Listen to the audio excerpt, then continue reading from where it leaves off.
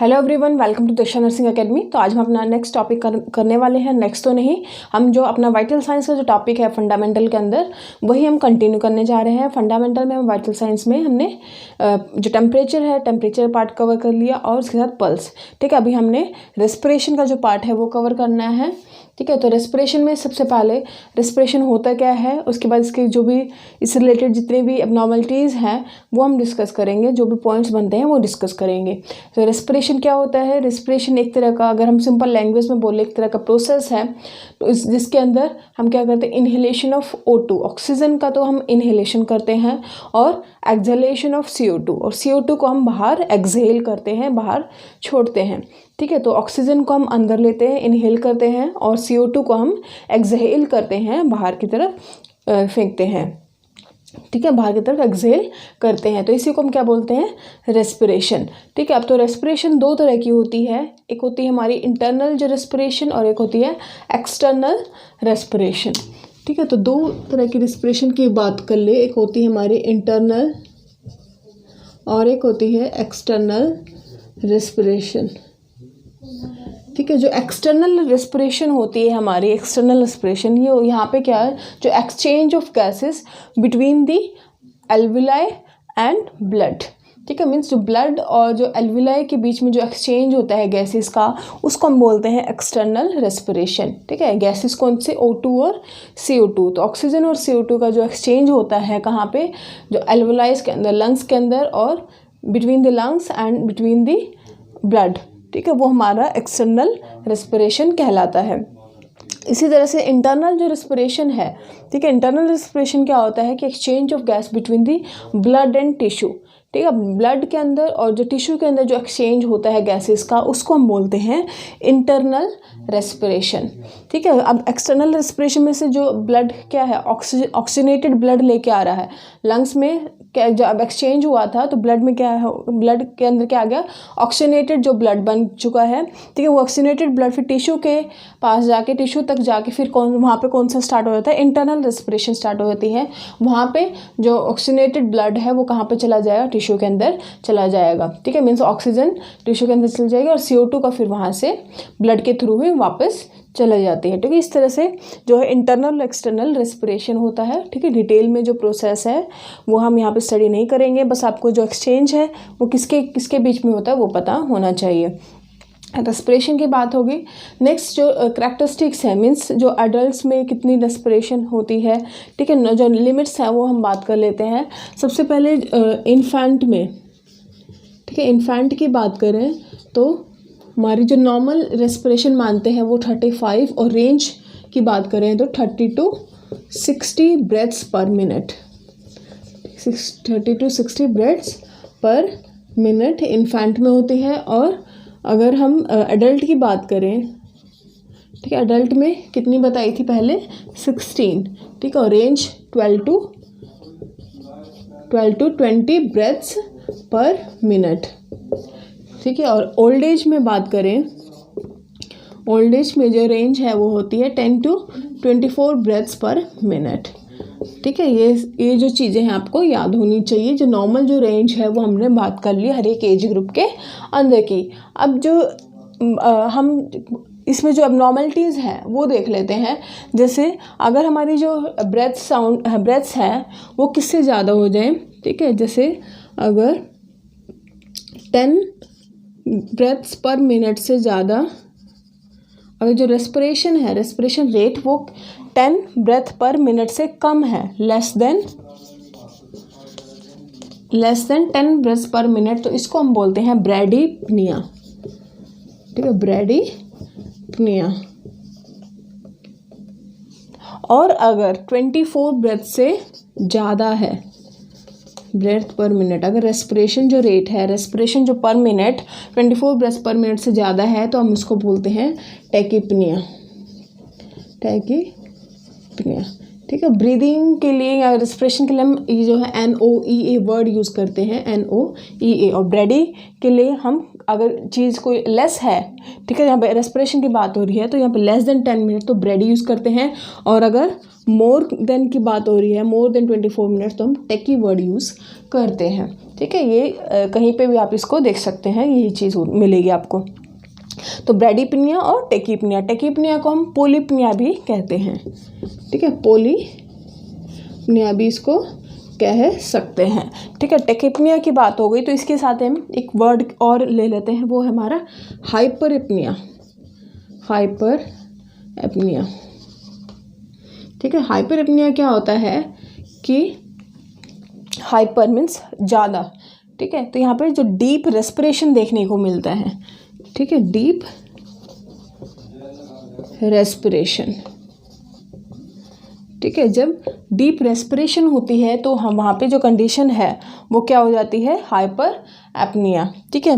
तो hyper apnoea deep respiration, जो deep respiration है, हाइपर एपनिया है, ये कब देखने को मिलता है, जब टाइडल जो वॉल्यूम है बॉडी का, टाइडल वॉल्यूम जो नॉर्मल है वो कितना होता है 500 ml, ठीक है। जब 500 ml से ज़्यादा होता है टाइडल वॉल्यूम, तो कौन सी कंडीशन होती है, हाइपर एपनिया की, तो ठीक है। तो हाइपर एपनिया में जो टाइडल वॉल्यूम है वो कितना है, मोर देन 500 ml होता है, ठीक है, डीप रेस्पिरेशन। और अगर शैलो रेस्पिरेशन है, शैलो रेस्पिरेशन है, ठीक है, तो वहाँ पे जो टाइडल वॉल्यूम है वो कितना होगा, वो लेस देन 500 ml आपको मिलेगा, ठीक है। तो डीप रेस्पिरेशन जैसे नॉर्मल लैंग्वेज में बोल देते हैं कि जैसे लंबा लंबा सांस लेना, ठीक है, और शैलो जो रेट है वो कम है, ठीक है। तो डीप और शैलो रेस्पिरेशन में टाइडल वॉल्यूम की भी बात हो गई। नॉर्मल जो टाइडल वॉल्यूम कितना होता है 500 ml, ठीक है, और अगर डीप रेस्पिरेशन है, ठीक है, तो टाइडल वॉल्यूम कितना है, मोर देन 500 ml, और अगर शैलो रेस्पिरेशन है तो tidal volume less than 500 ml होता है, ठीक है। तो हमने कौन कौन सी बात कर ली, ब्रैडीपनिया क्या होता है, टेकीपनिया क्या होता है, हाइपरएपनिया क्या होता है, डीप रेस्पिरेशन और शैलो रेस्पिरेशन की हमने बात कर ली। नेक्स्ट जो टर्म है वो हम ले लेते हैं एपनिया, ठीक है। एपनिया मीन्स ए जो वर्ड होता है वो किससे रिलेटेड होता है, एब्सेंस से, ठीक है। तो एपनिया का मतलब होगा कि कंप्लीट सिजेशन ऑफ ब्रीदिंग, ठीक है। तो कंप्लीट सिजेशन, सिजेशन मीन्स रुक जाना, ठीक है, स्टॉपेज, सिजेशन ऑफ ब्रीदिंग को हम क्या बोलते हैं, एपनिया बोलते हैं, ठीक है। और यहीं पे अगर हम यूपनिया की बात करें, यूपनिया, ठीक है, तो यू वर्ड जहाँ पे आ जाता है, यू वर्ड वो किससे रिलेटेड होता है, नॉर्मल ब्रीदिंग से होता है, ठीक है, मीन्स नॉर्मल चीज़ से होता है। तो ब्रीदिंग की बात करें तो यहाँ पे NOE है तो मीन्स ब्रीदिंग है, तो नॉर्मल ब्रीदिंग को हम क्या बोलते हैं, यूपनिया, नॉर्मल ब्रीदिंग, ठीक है।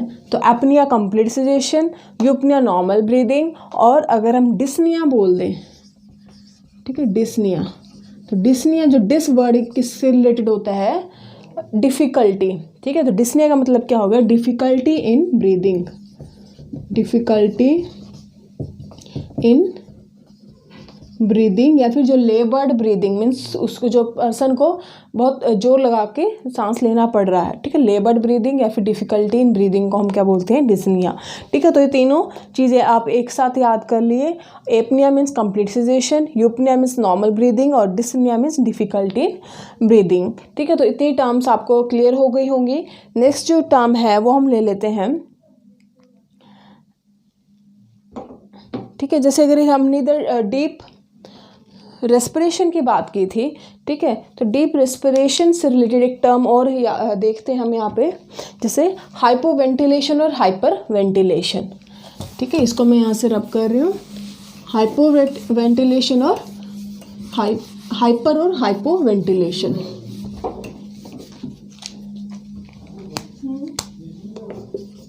हाइपो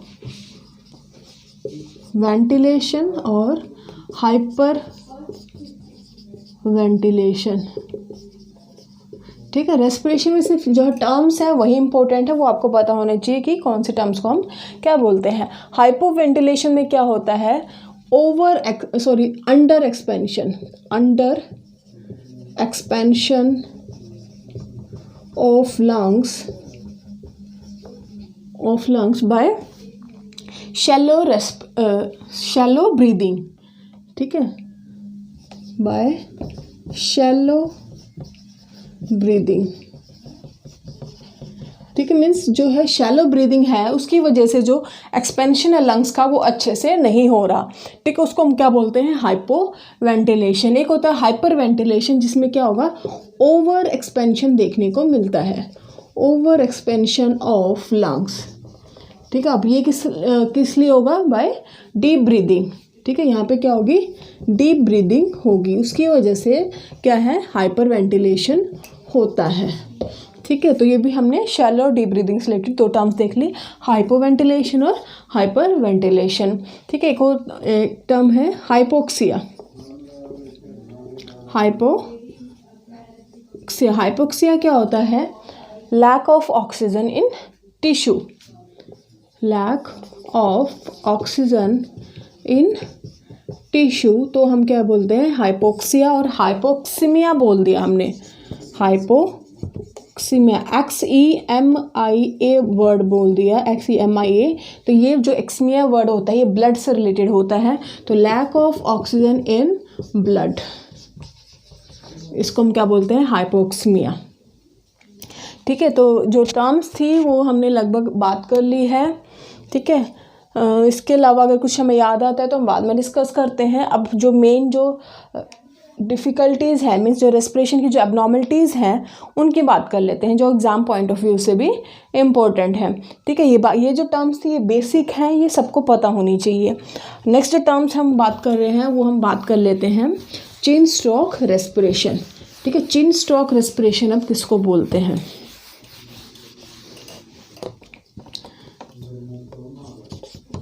चिन स्ट्रोक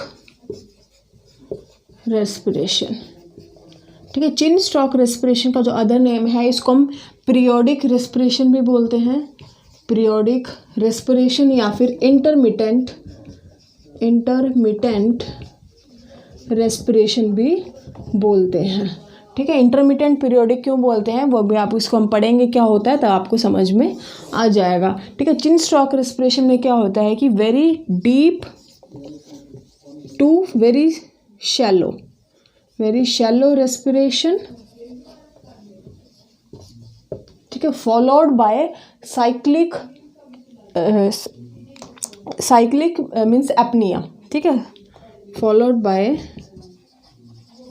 साइक्लिक, और जिसको आप रेगुलर भी बोल सकते हैं, साइक्लिक और रेगुलर एपनिया, ठीक है। एपनिया क्या है, सेजेशन ऑफ ब्रीदिंग, ठीक है। पहले तो क्या होगा कि बहुत वेरी डीप या फिर वेरी शैलो रेस्पिरेशन होगी, उसके बाद क्या है, एकदम से एपनिया देखने को मिलेगा, ठीक है। जैसे इस तरह से ब्रीदिंग है, फिर इसके बाद से फिर ये एपनिया हो गया, फिर शैलो डीप ब्रीदिंग है, फिर एपनिया, ठीक है। मीन्स एक रेगुलर इंटरवल पर एपनिया देखने को मिलता है, ठीक है। रेगुलर इंटरवल पर एपनिया देखने को मिलती है, इसलिए इसको क्या बोलते हैं, पीरियोडिक, ठीक है। पीरियोडिकली इंटरवल पर हमें जो है एपनिया देखने को मिलता है, ठीक है। इंटरमिटेंट रेस्पिरेशन बीच बीच में हमें देखने को मिलती है, इसलिए इसको क्या बोलते हैं, चिन स्ट्रोक रेस्पिरेशन, ठीक है। नेक्स्ट है हमारी बायोट रेस्पिरेशन, बायोट्स रेस्पिरेशन।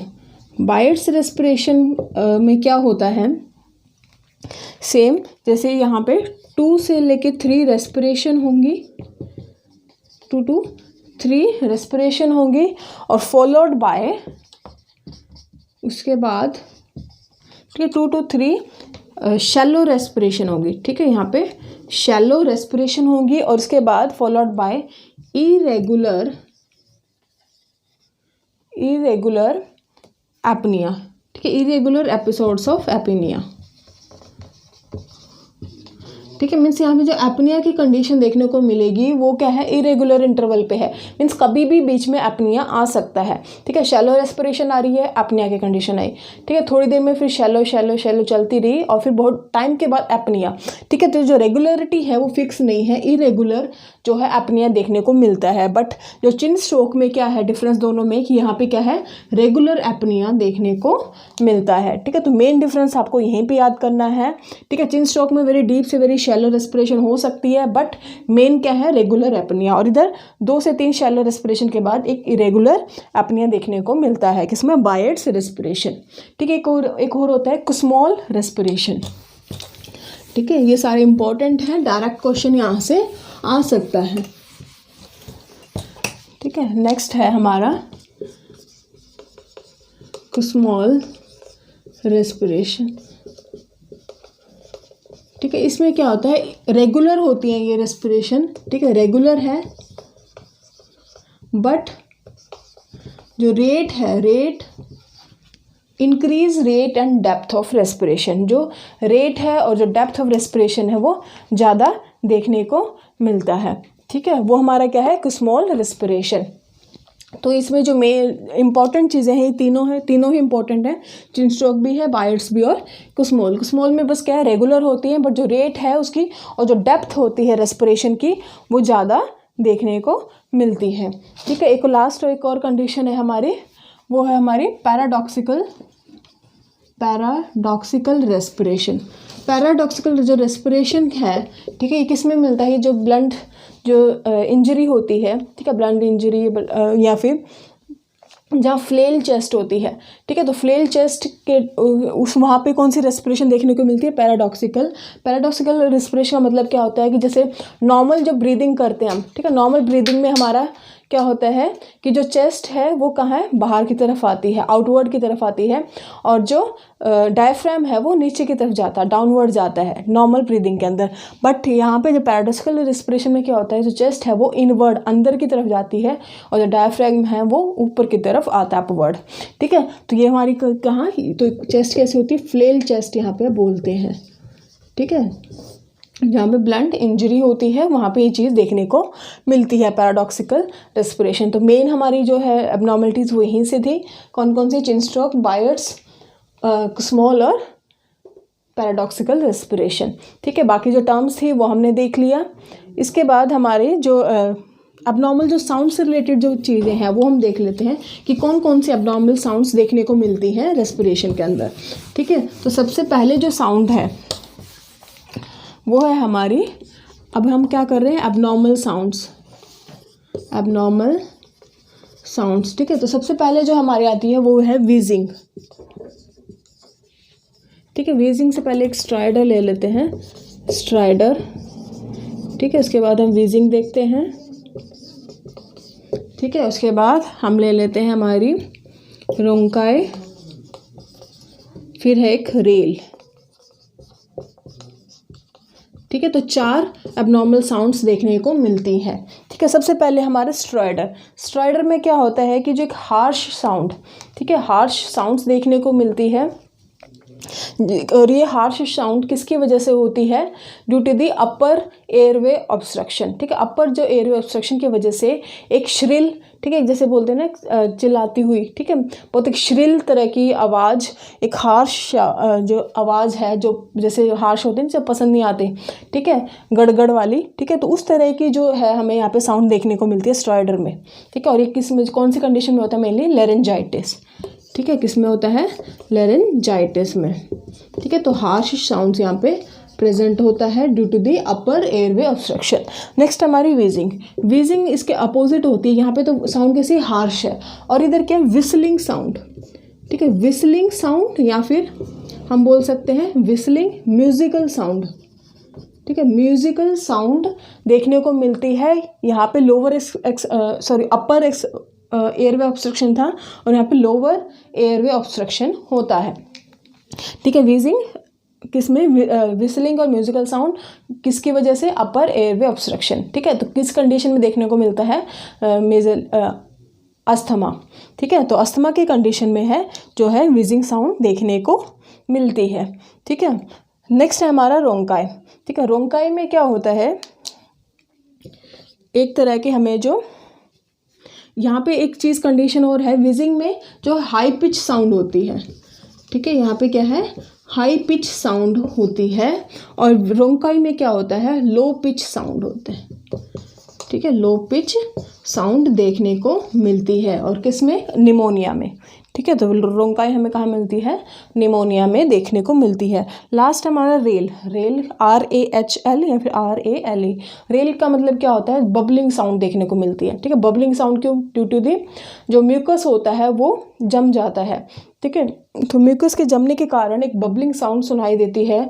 ठीक है, जब बच्चा सांस लेता है तो उसको हम क्या बोलते हैं, रेल। ठीक है। तो ये भी जो कंडीशन है वो किस में देखने को मिलती है, निमोनिया के अंदर देखने को मिलती है। तो एब्नॉर्मल साउंड्स की बात होगी, स्ट्राइडर, लेरेंजाइटिस, ये अपर एयरवे ऑब्स्ट्रक्शन की वजह से होता है।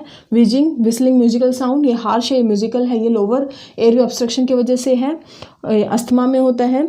और रोंकाई में है, लो पिच साउंड होती है निमोनिया के अंदर। रेल के अंदर बबलिंग साउंड होती है, ये भी निमोनिया के अंदर देखने को मिलती है। ठीक है। तो ये जो हमारे मेन एब्नॉर्मलिटीज़ थी, साउंड थी, वो हमने डिस्कस कर लिए। टर्म्स जो रिलेटेड थे वो हमने डिस्कस कर लिए। एक होता है ऑर्थोपनिया। ऑर्थोपनिया में क्या होता है कि जो पर्सन, ठीक है, ये रह गई थी ऑर्थोपनिया।